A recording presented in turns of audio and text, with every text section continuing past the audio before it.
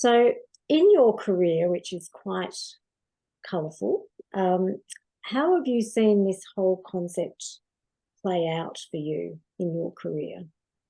I mean, you've just sort of said a little bit of it just now, but Yeah.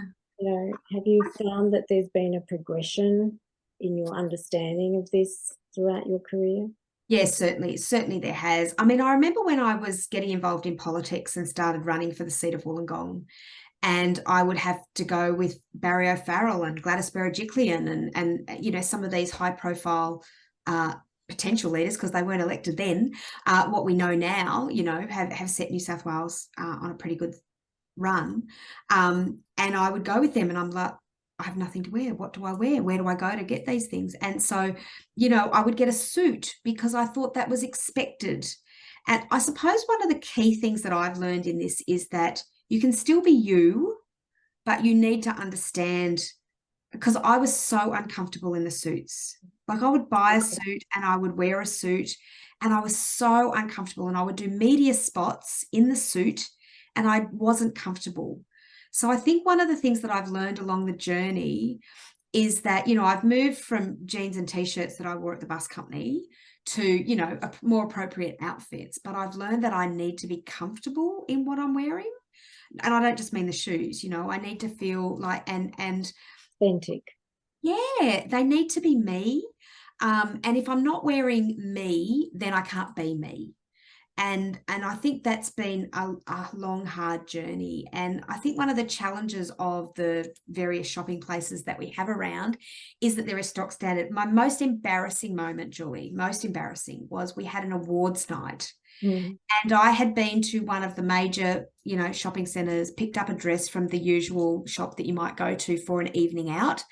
And there I was standing up the front with somebody else from the partner association wearing exactly the same dress. Oh, it's a woman's worst nightmare. And I've heard it happen so many times in boardroom scenarios because women do tend to gravitate to certain brands because they think that's what they should be wearing because they're in that executive space and all the executive women wear those labels, so I should wear them too.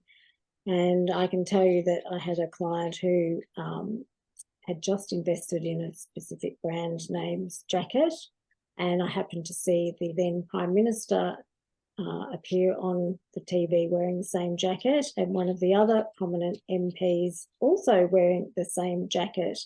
And we removed that item from her wardrobe because that's just what I don't want for women. I want them to be able to feel like they're an individual and they're projecting their own individual look and brand, because that's what gets them recognised for who they are before Yeah. they can open their mouth, right? Because that comes next.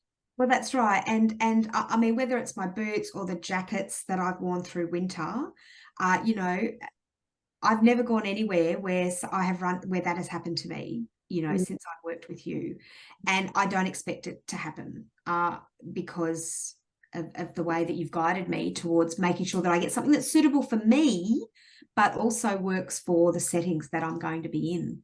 So it's yes, that was just a standout moment for me. That was, one of those things that pushed me in your direction, because it was really a highly embarrassing, and I can't look at the photos from that night now because Well, some women like yourself would just be mortified. I mean, I'd be mortified as well, but and others might laugh it off. But it's one of those very uncomfortable situations you just don't want to be put in.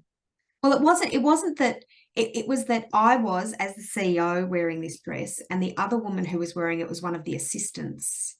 So Right. on the ladder of where we were going, Yeah, you I know what know I mean? where you're coming from. Yeah. Yes. Mm. She Okay. looked lovely. We both looked lovely. We did have a photo together and I laughed it off.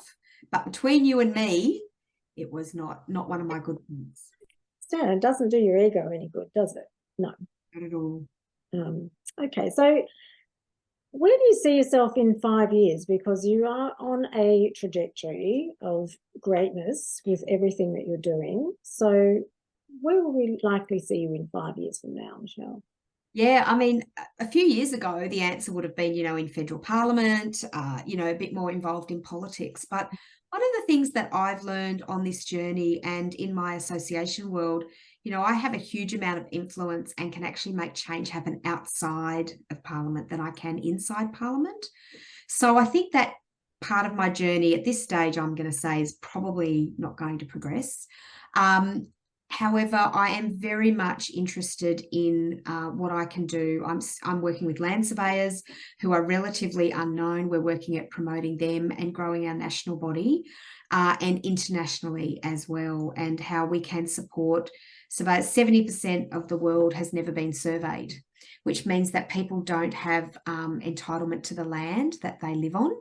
And so land ownership is not clear for hundreds and thousands of people around the world.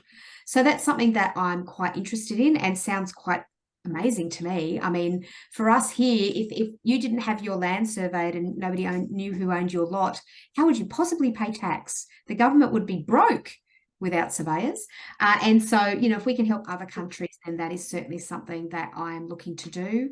And, I will work with a whole lot of peak bodies, and training's very important to us. So, yeah, I'm not a long-term planner generally.